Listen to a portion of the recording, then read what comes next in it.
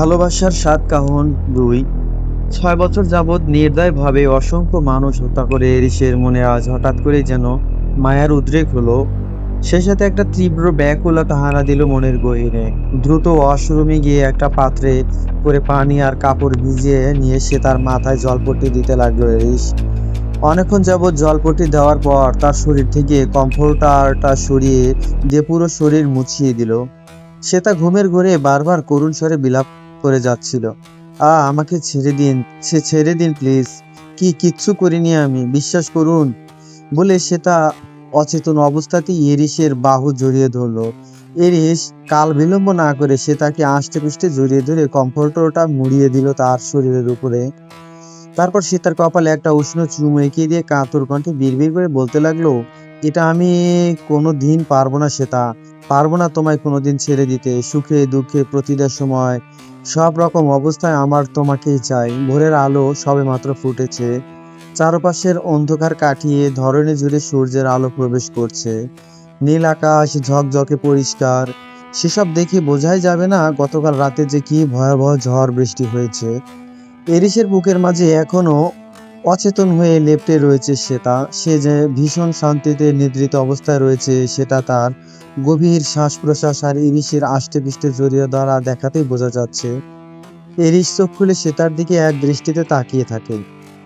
কি অদ্ভুত মায়া মেয়েটার মিষ্টি মুখে, অথচ এরিসের কঠোর সত্তা বারবার তার উপর নির্বিচার অত্যাচার চালায়। এরিস মনে মনে বলতে থাকে, তোমায় কষ্ট দিলে যন্ত্রণা দিলে আমার হৃদয়ে চিনচিনে ব্যথা অনুভব হয় কেন? এই অনুভূতির নাম কি? অথচ তুমি যন্ত্রণা ভোগ করবারই যোগ্য। তারপর হঠাৎ করে তার পৈশাচিক মস্তিষ্ক আবারও বলতে থাকে, মেয়েটা তোর সাথে কি করেছে ভুলে যাস না এরিস। তুই তোর প্রতিশোধ না নেওয়া পর্যন্ত একদম থামবি না, ক্ষমা করবি না ওই ছলনাময়ীকে। মুহূর্তে এরিসের নরম হয়ে যাওয়া মনটা আবারও শক্ত হয়ে যায়। সে তাকে আলতো হাতে ধরে রাখা হাত দুটো মুহূর্তে শক্ত হয়ে যায়।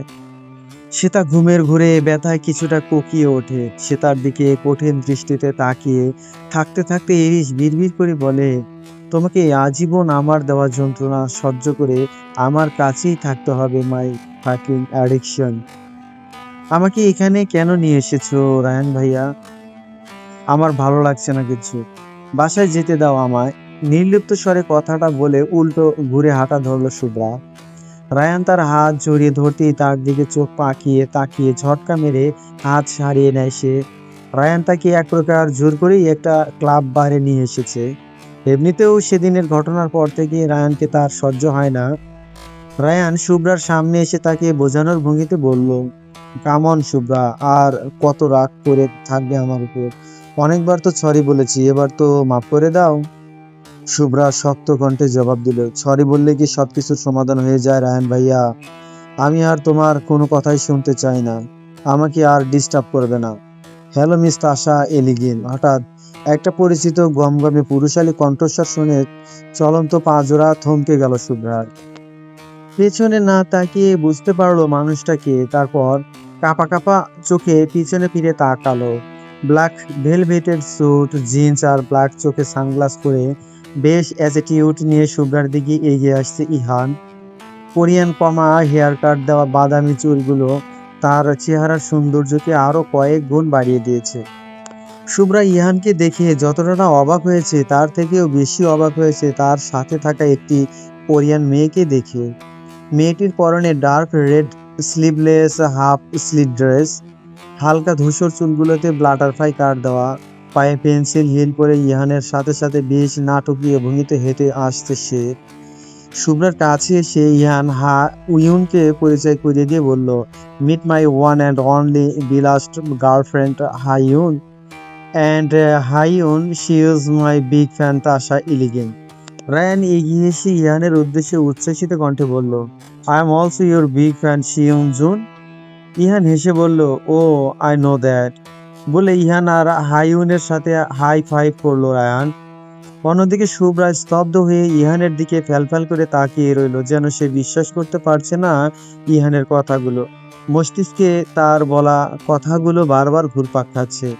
অপরদিকে ইহানকে বেশ নির্বিকার দেখালো। সে শুভ্রার দিকে তাকিয়ে তাকিয়ে মুচকি হাসছে, যেন কিছুই নেই তাদের মাঝে, সম্পূর্ণ অপরিচিত তারা। শুভ্রা অস্ত্রসিক্ত নয়নে ইহানের দিকে তাকিয়ে থাকতে থাকতে নিস্তেজ গলায় প্রশ্ন করলো, is she really your girlfriend mister সিউনজিউন? ইহান বেক আত্মবিশ্বাসের স্বরে বলল, ইয়েস অফকোর্স, এনি ডাউট? বলে শুভ্রার দিকে এক দৃষ্টিতে তাকিয়ে রইল ইহান। কিন্তু শুভ্রার কাছে মনে হলো তার পুরো পৃথিবীটা থমকে গেছে, মনে হচ্ছে সে একেবারেই রিক্ত শূন্য হয়ে পড়েছে। সেই মুহূর্তে হাইওন ইহানের গা ঘেঁষে দাঁড়িয়ে এক হাত কাঁধের উপরে রেখে শুভ্রার দিকে তাকিয়ে টেনে টেনে কথা বলতে লাগলো, of course I am his girlfriend, his and only on my girlfriend, that's right baby. শেষের কথাটা ইহানের দিকে তাকিয়ে বলল হাইওন। ইহান হাইওনের হাত ধরে বলল, ইয়েস অফকোর্স বেবি। রায়ান হেসে ফেলে কোরিয়ান ভাষাতে বলতে লাগলো, তোমরা গার্লফ্রেন্ড বয়ফ্রেন্ড সেটা আবার অবিশ্বাস করার কি আছে? সত্যি বলতে তোমাদের জুটিটা মানিয়েছে খুব। ইহান এক পলক শুভ্রার দিকে তাকিয়ে রায়ানের উদ্দেশ্যে চাপা গলায় বলল, তোমাদের জুটিটা কিন্তু অসাধারণ। রায়ান লজ্জা পেয়ে মাথা নিচু করে ফেললো। ওদিকে শুভ্রার মাথা ঘুরতে লাগলো, পা দুটো ভীষণ টলছে, নিঃশ্বাস নিতেও যেন তার কষ্ট হচ্ছে, বুকের পা পাশটা খুব জ্বলছে, চোখ ফেটে অঝোর ধারায় অশ্রু বইতে চাচ্ছে। এতটা কষ্ট তো ইহানকেও 6 বছর ছেড়ে থাকতেও তার হয়নি, যতটা না আজ ইহানের সাথে অন্য মেয়েকে দেখি এবং তার মুখ থেকে বলা কথাগুলো শুনে লাগছে। শুভ্রা কোনো মতে নিজেকে সামলে নিয়ে ভাঙা কণ্ঠে বলল, আমি বাড়ি যাব রায়হান ভাইয়া, আমার শরীরটা ভালো লাগছে না। শুভ্রার কথা শুনে রায়ান ব্যস্ত হয়ে পড়ল। শুভ্রার 2 কাঁধ জড়িয়ে ধরে অস্থির কণ্ঠে বলল, বেশি খারাপ লাগছে তোমার? চলো তোমায় হসপিটালে নিয়ে যাই। শুভ্রার প্রতি রায়ানের এত কনসার্ন দেখে ভেতরে ভেতরে তেলে বেগুনে জ্বলে উঠল ইহান। মুহূর্তেই দাঁতে দাঁত চেপে চোয়াল শক্ত করে হাত দুটো মুষ্টিবদ্ধ করে নিল সে। সেই সাথে চোখ দুটো রক্তবর্ণ ধারণ করলো। শুভ্রা এক পলক ইহানের দিকে অশ্রুসিক্ত নকল নয়নে তাকিয়ে আহত কণ্ঠে বলল, হসপিটালে যাওয়ার প্রয়োজন পড়বে না, আমাকে একটু খোলা আকাশের নিচে নিয়ে যাও প্লিজ, নিঃশ্বাস নিতে ভীষণ কষ্ট হচ্ছে আমার। রায়ান শুভ্রাকে নিয়ে ধীর গতিতে চলে গেল। যাওয়ার আগে ইহান আর হাইওনকে বিদায় জানাতে ভুলল না। ওরা দুজন চলে যেতেই অপরিসীম রাগে প্রচন্ড এক চিৎকার করে ওঠে। বার কাউন্টারে গিয়ে সমস্ত হুইস্কির বোতল আর গ্লাস ভাঙচুর করতে থাকে ইহান। একে একে বারের সমস্ত জিনিসপত্র ভাঙতে থাকে সে। হাইওন প্রচন্ড ভয় পেয়ে একপাশে গুটিসুটি মেরে দাঁড়িয়ে থাকে। বারের ম্যানেজার কিংবা কোনো স্টাফ ইহানকে তার কাজে বাধা দিতে পারে না, কারণ আজকে পুরো দিনের জন্য ইহান সম্পূর্ণ বারটি ভাড়া করে নিয়েছে। এজন্য সাধারণ মানুষের আজকে এখানে আসাও নিষেধ ছিল। আর ইহানের ভাঙচুরের ক্ষতিপূরণ তার পক্ষ থেকে তার অ্যাসিস্ট্যান্ট জুন সু দিয়ে দিবে বলে ম্যানেজারকে আশ্বস্ত করলেন। তিনি আর কিছু বলেন না। বারের সব প্রায় জিনিস ভাঙার পর রাগে গজগজ করতে করতে ফোঁস করে নিঃশ্বাস নিতে থাকে ইহান। তার অ্যাসিস্ট্যান্ট জুনসু এতক্ষণে একপাশে গুটিসুটি মেরে দাঁড়িয়েছিল। চাকরি জীবনের শুরু থেকে তার বসকে এতটা রেগে যেতে সে কখনো দেখেনি। আজ কেন হঠাৎ এভাবে রেগে গেল সে বুঝতে পারলো না। কিছুক্ষণ পর হাইউন অনেক সাহস সঞ্চার করে ইহানের কাছে গিয়ে তার কাঁধে হাত রেখে ভয়ে ভয়ে জিজ্ঞেস করলো, কি হয়েছে তোমার সিউন? তুমি হঠাৎ? হাইউন কথা শেষ হওয়ার আগেই ইহান প্রচন্ড জোরে এক হুঙ্কার দিয়ে বলে উঠল, জাস্ট লিভ মি অ্যালোন। ইহানের হুঙ্কার শুনে হাইউন দূরে ছিটকে সরে আসে। জুনসু তাকে ইশারায় চলে যেতে বললে সে দ্রুত পদে বাইরে চলে যায়। আর এদিকে ইহান কয়েকটা বেঁচে যাওয়া অ্যালকোহলের বোতল হাতে নিয়ে উন্মাদের মতো সেগুলো পান করতে থাকে। একের পর এক বোতল শেষ করে সে ক্ষান্ত হয় না। আর তার চোখের সামনে বারবার শুভ্রার কান্না ভেজা লালচে ফর্সা চেহারাটা এবং রায়ানের তাকে ধরে নিয়ে যাওয়ার দৃশ্যটা ভেসে উঠছিল। ইহানের উদ্দেশ্যে ছিল শুভ্রাকে তার মতো করে যন্ত্রণা দেওয়া। শুভ্রা যদি অন্য কাউকে নিয়ে সুখী হতে পারে, তবে সেও তার সামনে অন্য কাউকে নিয়ে সুখী হওয়ার নাটক করতে চেয়েছিল। তাহা ইউনকে তার গার্লফ্রেন্ড হিসেবে অভিনয় করার জন্য বলা মাত্রই সে রাজি হয়ে গিয়েছিল। ইহানের কনসার্ট উপলক্ষে সে শুরু থেকে ইতালিতে অবস্থান করছিল, তাই তাকে খুঁজে পেতে ইহানের খুব একটা সমস্যা হয়নি। রায়ানকেও সে বলে রেখেছিল শুভ্রাকে নিয়ে এখানে চলে আসার জন্য, কিন্তু শুভ্রাকে কষ্ট দিতে গিয়ে সেও যে সেই একই আগুনে পুড়বে সেটা হয়তো তার জানা ছিল না। অ্যালকোহল পান করতে করতে একসময় সম্পূর্ণরূপে মাতাল হয়ে যায় ইহান। জুনসু তাকে ধরতে এলে সে ধমকে তাকে দূরে সরিয়ে দেয়। তারপর কিছুক্ষণ পাগলের মতো হাসতে হাসতে জড়ানো কণ্ঠে বলতে থাকে, মনে হয় আমাকে পোড়ানোর জন্যই তোর জন্ম হয়েছিল শুভ্রা। না হলে এক জীবনে আর কত কষ্ট দিবি তুই, নয়তো এই হয়তো রিভেঞ্জ অফ নেচার। একদিন তোর চোখের সামনে দিয়ে আমি সোনালিকাকে নিয়ে এভাবে ঘুরেছিলাম, সেই শাস্তিটাই বোধহয় তুই ঘুরিয়ে ফিরিয়ে বারবার আমাকে দিচ্ছিস। কিন্তু মনে রাখিস শুভ্রা, আমি তোকে অন্য কারো হতে দেব না, কখনোই না। বারবার তোকে আমি আমার কষ্ট দিতে দিব না, কিছুতেই না। তুই আমার ছিলি, আমার আছিস, আর চিরদিন আমারই থাকবি। শেষের কথাগুলো অত্যধিক জোর দিয়ে বলে চোখ মুখ শক্ত করে নেয় ইহান। সিনোরিটা প্লিজ, কথাটা শোনো আমার। ভ্যালেরিয়ার পেছনে ঘুরতে ঘুরতে ব্যাকুল স্বরে কথাটা বলল ফারহান। এই কয়দিন যাবৎ মেয়েটার পেছনে পেছনে পাগলের মতো ঘুরছে সে, কিন্তু মেয়েটা তাকে একদমই পাত্তা দিচ্ছে না। প্রথম দিনের তুলনায় আরো বেশি ইগনোর আর রুড বিহেভ করছে। ভ্যালেরিয়া বিরক্ত হয়ে ফারহানের দিকে তাকিয়ে কপাল কুঁচকে চোখ মুখ শক্ত করে বলল, কি চাই আপনার? একবার মানা করে সত্ত্বেও আমার পিছু পিছু এভাবে ঘুরছেন কেন? ফারহান নিজেকে ধাতস্থ করে শান্ত কণ্ঠে বলল, আমি তোমার সাথে গত কয়েকদিন যাবৎ কথা বলতে চাচ্ছি, কিন্তু তুমি আমাকে ক্রমাগত ভাবে ইগনোর করে যাচ্ছ কেন? আপনি আমাকে তুমি করে বললেন কেন? মানে, আচ্ছা, আপনি আপনি আমাকে এভাবে ইগনোর করে যাচ্ছেন কেন? ভ্যালেরিয়া দুই হাত ভাঁজ করে চোখ টানা টানা করে জবাব দিল, আপনার সাথে কি আমার এমন কোনো সম্পর্ক আছে যে ইগনোর করা যাবে না? সত্যি বলতে আপনার সাথে তো আমার কোনো ধরনের সম্পর্ক নেই। তাহলে কেন আমি আপনার সাথে কথা বলতে যাব?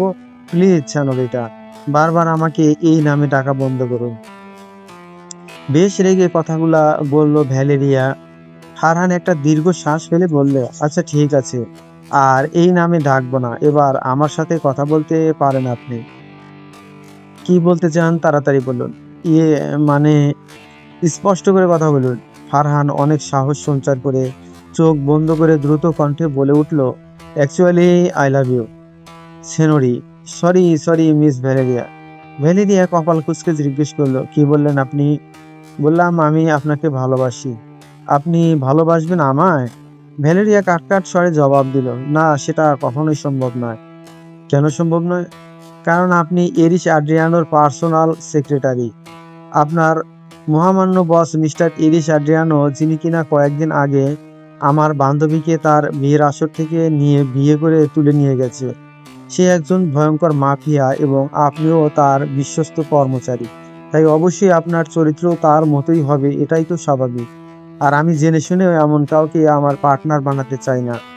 সো সরি, এবার নিজের রাস্তা মাপুন। বলে আবারও হাঁটতে নেয় ভ্যালেরিয়া। ফারহান তার পিছু পিছু ছুটে এসে বলল, আমার বস না একসময় আপনার ক্রাশ ছিল? ছিল, কিন্তু এখন আর নেই। ফারহান একটা স্বস্তির শ্বাস ফেলে বিড়বিড় করে বলল, যাক, শুনে খুশি হলাম। তারপর উদ্বিগ্ন কণ্ঠে জিজ্ঞেস করলো, শুধুমাত্র এই কারণে আপনি আমাকে রিজেক্ট করবেন? না, আরো কারণ আছে। কি কি সেগুলি জানতে পারি? সেগুলো আমার পার্সোনাল ম্যাটার, আপনাকে বলার প্রয়োজন মনে করছি না। এরপর থেকে আর আমার পিছু পিছু ঘুরবেন না বলে দিলাম। বলে গট গট পায়ে সেখান থেকে চলে গেল ভ্যালেরিয়া। ফারহান সেদিকে তাকিয়ে একটা দীর্ঘশ্বাস ফেলল, বিড়বিড় করে বলল, বড্ড পাষাণী মেয়ে তুমি, কিন্তু এই পাষাণ হৃদয়কে একদিন তুলোর মতো নরম করে ছাড়বো আমি। এটা ফারহান জিওয়েলের প্রতিজ্ঞা। জানালার পাশ ঘেঁষে বিষণ্ণ আর শুকনো মুখে বসে রয়েছে সে। তা একদিন যাবৎ বাইরে তুষার আবৃত প্রকৃতি দেখে দেখে তার বিষণ্ণ মনটা আরো বিষণ্ণ হয়ে যেত। আজ আকাশ তীরে একটুখানি সূর্যের আলোর রেখা ফুটে উঠেছে, প্রকৃতি জুড়ে বইছে সতেজ বাতাস, তবুও তার মলিন মুখখানায় নেই এক টুকরো হাসির রেখা। এরিস তাকে এখানে নিয়ে আসার পর থেকে একটা দিনও এই ঘরের বাহিরে পা রাখেননি সে। তা রাখেননি বলে ভুল হবে, এরিস তাকে সেই সুযোগ দেয়নি। শুধুমাত্র সেদিন রাতে সে তাকে ঝড় বৃষ্টির মধ্যে নিজে বাইরে নিয়ে গিয়েছিল সে। পরবর্তীতে আর বাহিরের চেহারা দেখার সৌভাগ্য হয়নি তার। এই ঘরেই তার খাওয়া দাওয়া এবং যাবতীয় কার্যক্রম চলে। ফিমেল স্টাফরা তার দরকারি বিভিন্ন জিনিসপত্র এনে দেয় এবং তার প্রয়োজনীয় কাজ পূরণ করে দেয়। তবুও ঘরের বাইরে যেতে পারে না সে। এরিসের করা নিষেধাজ্ঞা রয়েছে, এতে না মানার সাধ্য কারো নেই। বদ্ধ রুমটাতে থাকতে থাকতে সে তার শরীর মন কেমন নেতিয়ে গেছে। হঠাৎ করে রুমের দরজাটা খুলে গেল। গভীর ভাবনা চিন্তা থেকে বেরিয়ে এসে তার চমকে গেছে তাকাতেই এরিস দেখতে পেল বাড়িতে এক থাকাকালীন রাত্রি ব্যতীত পুরোটা সময় এরিস ফর্মাল গেটআপেই থাকে। আজও তার ব্যক্তিগত ব্যতিক্রম হলো না। এরিস এসে শ্বেতাকে পাজাগোলা করে কোলে তুলে নিল। শ্বেতা ভয়ে প্রায় এক প্রকার চিৎকার দিয়ে বলে উঠল, আজও কি আমাকে সেদিন রাতের মতো ভয়াবহ কোনো শাস্তি দিবেন? প্লিজ এমনটা করবেন না, দোহাই লাগে আপনার। এরিস শান্ত স্বরে বলল, stop your mouth nonsense. Shweta একটা শুকনো ঢোক গিলে চুপ করে গেল। এরিস শ্বেতাকে কোলে করে নিয়ে সিঁড়ি বেয়ে নিচে নেমে গেল। ডাইনিং টেবিলে তখন ফিমেল স্টাফরা ব্রেকফাস্ট রেডি করছিল। এরিসের শ্বেতাকে এভাবে কোলে করে নিয়ে আসতে দেখে তারা ভীষণ অবাক হয়ে তাকিয়ে রইল। তবে এরিসের রুক্ষ নজর তাদের দিকে পড়তেই তারা পুনরায় কাজে মনোযোগী হলো। এরিস শ্বেতাকে ডাইনিং টেবিলের একটা চেয়ারে বসিয়ে দিয়ে নিজে তার পাশের চেয়ারটিতে বসে পড়ল। পুরো টেবিল জুড়ে গ্যালতো, তিরামিসু, কাসাটা, পাস্তা, বয়েসড ভেজিটেবল প্রভৃতি সুস্বাদু ইটালিয়ান খাবার দিয়ে ভরা। চেয়ারে বসে এরিস নিজের মতো করে চুপচাপ খেতে লাগলো। একসময় সে তাকে চুপ করে বসে থাকতে দেখে এরিস চামচে করে একটুখানি ডেজার্ট তার মুখের সামনে ধরে খেতে ইশারা করলো। হঠাৎ করে এরিসের এত ভালো আচরণ সে তার ঠিক সুবিধার মনে হলো না। এদিকে সে তাকে এভাবে চুপ করে থাকতে দেখে এরিস ধমকে উঠলো, কি হলো, খাচ্ছ না কেন? সে তা ভয় পেয়ে খাবারটা দ্রুত মুখে পরে নিল। এরিস খেতে খেতে বলল, বাকি খাবারগুলো তাড়াতাড়ি খেয়ে শেষ করো, আজকে একজন স্পেশাল গেস্ট আসবে তোমার সাথে দেখা করার জন্য। সেটা এক চামচ পাস্তা মুখে পুরে নিয়ে অবাক নয়নে এরিসের পানে তাকালো। এরিস খেতে খেতে নির্লিপ্ত স্বরে জবাব দিল, আমার দাদিজান মিসেস রিজওয়ানা খান, উনি আজকে আসবেন তোমার সাথে দেখা করতে। নামটা কেন যেন ভীষণ পরিচিত ঠেকলো সে তার কাছে। তার ব্যাপারে জানার কৌতূহল হলেও সে এরিসকে জিজ্ঞেস করলো অন্য কথা, আপনার দাদাজান আসবেন না? সে তার কথাটা শুনে এরিসের খাওয়া থেমে গেল। রুক্ষ স্বরে জবাব দিল, না, সে গত 2 বছর আগে আমাদেরকে ছেড়ে চলে গেছে। রেজওয়ানা খান সে তাকে দেখে মোটেও অবাক হলো না, কারণ এরিস তাকে আগেই সবটা জানিয়েছে। পৃথিবীতে এই একটা মাত্র মানুষের কাছে এরিস নিজের সমস্ত ব্যক্তিগত কথা, দুর্বলতার কথা প্রকাশ করে থাকে। তবে রেজওয়ানা খান এরিস এবং তার বাবার অন্ধকার দুনিয়ার কার্যকলাপ সম্পর্কে কিছুই জানেন না। মূল কথা, তাকে জানতে দেওয়া হয়নি। তাই মিলানের একটি বিলাসবহুল ফ্ল্যাটে অসংখ্য ফিমেল স্টাফ এবং গার্ডদের মাধ্যমে সর্বদা তার খেয়াল রেখে শত্রুদের থেকে সুরক্ষিত রাখা হয় তাকে। নাহিয়ান খান এবং এরিস মাঝে মধ্যে তার সাথে দেখা করতে যায়। সে তার সাথে খুব ভালো একটা সময় কাটালেন রিজওয়ানা খান। এরিসের মতো সে তার সম্পর্কে সঠিক ধারণা তার মাঝেও নেই, তবু মেয়েটাকে একটা মুহূর্তের জন্য সেটা উপলব্ধি করতে দিলেন না তিনি। না অতীতের কোনো কথা বলে তাকে অপ্রস্তুত করে দিলেন, যেন এই প্রথম তিনি সে তার সাথে মিশছেন। সে তার ভীষণ ভালো লেগে যায় রেজওয়ানা খানকে। মনে মনে ভাবে, এই বদ্ধ প্রাসাদে এই মানুষটা যদি সবসময় তার পাশে থাকতো, এরিস যদি তার দাদির মতো হতো। একবার তার মনে হয়েছিল রেজওয়ানা খানকে এরিসের এমন ব্যবহারের কারণ জিজ্ঞেস করবে, কিন্তু এরিস সবটা সময় তাদের আশেপাশে থাকাটায় সেটা করতে পারেনি সে। গাড়িতে উঠতে যাওয়ার আগে বাগান দিয়ে হাঁটতে হাঁটতে রিজওয়ানা খান এরিসকে উদ্দেশ্য করে বললেন, দেখো দাদু ভাই, আমি জানি না অতীতে এই মেয়েটা কেন তোমাকে ছেড়ে চলে গিয়েছিল, কেন তার পরিবার হঠাৎ করে উধাও হয়ে গিয়েছিল। তোমার তাকে ভুল বোঝার যথেষ্ট কারণও আছে। তার বিরুদ্ধে অসংখ্য প্রমাণও তুমি স্বচক্ষেই দেখেছ। তবে তোমাকে একটা কথা বলবো আমি, সব সময় আমরা চোখে যা দেখি সেসব কিন্তু সত্যি হয় না। আমাদেরকে অনেকভাবে চোখের ধোঁকাও কিন্তু দেওয়া হয়। তাই আমি বলবো, কোনো বিষয়ে চূড়ান্ত সিদ্ধান্ত নেওয়ার আগে সবটা বাছবিচার করে নিও। এই বয়সে আসতে আমাকে বহু অভিজ্ঞতা অর্জন করতে হয়েছে। সেই অভিজ্ঞতা থেকেই বলছি, মেয়েটাকে প্রথম যেদিন আমি দেখেছিলাম আমার তাকে খুব ভালো মনে মনে ভালো মনে হয়েছে। আজকেও তার ব্যবহারে সরলতা আর মাধুর্য প্রকাশ পেয়েছে। আর আমি কিন্তু মানুষ চিনতে খুব একটা ভুল করি না। তাই দাদু ভাই, যে কোনো সিদ্ধান্ত নেওয়ার আগে একটু ভেবেচিন্তে নেবে, যেন পরবর্তীতে তোমাকে পস্তাতে না হয়। রিজওয়ানা খানের কথাগুলো গভীর মনোযোগ দিয়ে শুনছিল এরিস, কিন্তু এই বিষয়ে তার কোনো কথা বলল না সে। দাদিকে জড়িয়ে ধরে আলতো কণ্ঠে বলল, নিজের যত্ন নিও দাদিজান, আমি কিছুদিন পর আবার তোমার কাছে আসবো। রিজওয়ানা খান অসাময়িক হেসলে বললেন, তখন সাথে আমার নাত বউকেও নিয়ে এসো, তাকেও যত্ন করো কিন্তু। এরিস কোনো কথা না বলে মুচকি হাসলো। একমাত্র এই মানুষটার সামনে মুচকি হাসে সে। সেটা যদি একবার এই হাসিটা দেখতে পেত, তাহলে হয়তো এরিসকে নির্দয় মানব উপাধি দেওয়ার আগে এক মুহূর্তের জন্য হলেও থমকাতো। রেজওয়ানা খান চলে যেতেই এরিসের ফোনে তার বাবার কল এলো। ওপাশ থেকে তিনি গম গম কণ্ঠে বলে উঠলেন, আগামীকাল জেনেভেজ কোম্পানির নতুন সিইও আলেসান্দ্রো কার্লো তোমার সাথে দেখা করতে আসবে এরিস। Be careful. অ্যাগোস্টিনো আলবার্তো কিন্তু তার আপন ছোট ভাই, যাকে তুমি একটা ঝামেলার জন্য নিজ হাতে হত্যা করেছো। তুমি না বললেও সব খবরই কিন্তু আমার কাছে আসে, তাই সে কিন্তু প্রতিশোধ পরায়ণ হয়ে তোমার বড় কোনো ক্ষতি করতে পারে। এরিস ডোন্ট কেয়ার ভাব নিয়ে রুক্ষ মেজাজে বলল, আমার কিছুই করতে পারবে না ও। ওসব নিয়ে আপনি টেনশন করবেন না। সবকিছু এত স্বাভাবিকভাবে নিও না। শত্রুকে কখনো হালকাভাবে নিতে নেই। তারপর একটু থেমে বললেন, শুনেছি মিজান নাকি আজকে তোমার বাড়িতে গিয়েছিল। কেন? আমার অজান্তে সেখানে কিছু করেছে তুমি? এরিস নাহিয়ান খানের কথায় প্রচন্ড বিরক্ত হলো। সে তার ব্যাপারে তাকে কিছুই জানায়নি, সে আর জানতেও চায় না। তাই এই খবর কেউ নাহিয়ান খানকে দেওয়ার সাহস করেনি। এরিস বিরক্তি চেপে স্বাভাবিক গলায় বলল, তেমন কিছুই না। আপনি বেশি বেশি ভাবছেন। একদিন সময় হলে আমি তোমার কাছে আসবো। তোমার সাথে অনেক ইম্পর্টেন্ট টপিক নিয়ে ডিসকাস করতে হবে। ওসবের দরকার নেই, প্রয়োজন হলে আমি আপনার কাছে যাব। বলে ফোন কেটে দিল এরিস।